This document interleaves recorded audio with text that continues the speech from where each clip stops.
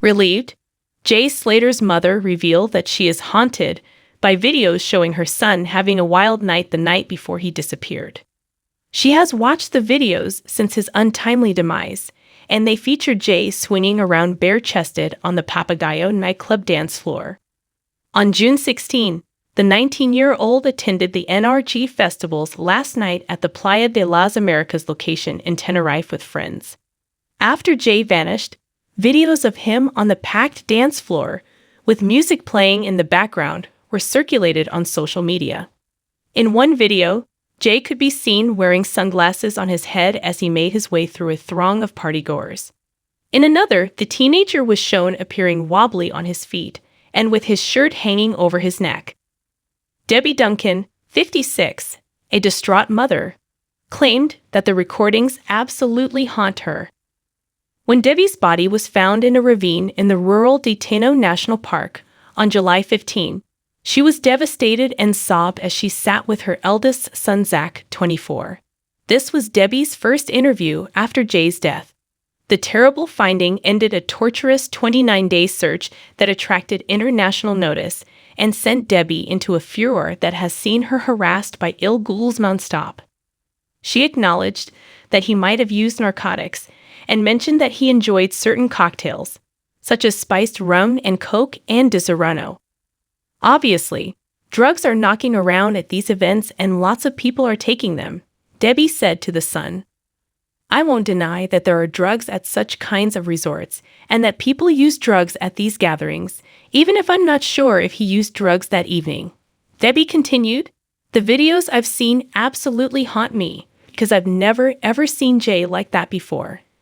Debbie has wondered if Jay's beverages have been tampered with. He can be seen in a video kind of staggering back, and he has never been like that. When Jay disappeared on June 17, he was vacationing on the Spanish island with friends Bradley Hargreaves and Lucy May Law. At 8:50 am, Jay, an apprentice bricklayer from Oswald Twistle, Lance, called Lucy, 18, claiming he had wounded his leg, was disoriented, dehydrated, and only had 1% charge left on his phone.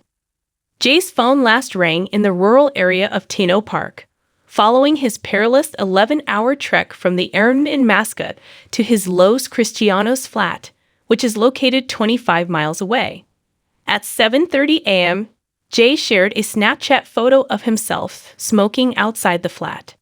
Afterward, he appeared to have been informed that the bus to his hotel wouldn't leave until 10 a.m., so he took the wrong route. His body was discovered in a ravine that Spanish police had labeled as inaccessible following a torturous 4-week search. However, since Jay vanished and even after his passing, cowardly trolls have been terrorizing his family nonstop. Debbie broke down in tears as she disclosed that sick ghouls had sent her thousands of texts, images, and videos. She has now pledged to advocate for stricter legislation against trolling and has alerted authorities to some of the derogatory remarks. It was just disgusting, absolutely disgusting, Debbie remarked. The suffering I've endured and continue to endure is something I would never want on anyone. And she acknowledged that in their desperation to believe Jay was still alive, she and her family had become sucked into a few conspiracy theories. I wanted to believe that he'd been chained up, because at least that way I knew that he would still be breathing somewhere. Debbie added in a devastating admission, because I reasoned that if he had been abducted and was being held captive, it would indicate he was still alive. I mean, anything goes. We were sucked into it, and despite how awful it was, I couldn't help but think that he could be breathing someplace. Debbie chastised trolls for picking on her family, claiming they had no idea who he was. He had the world at his feet and was a loving and popular teenager, according to her description. Jay was just a lovely boy with a massive personality, Debbie recalled. Everyone, including his coworkers and family, genuinely enjoyed having Jay around.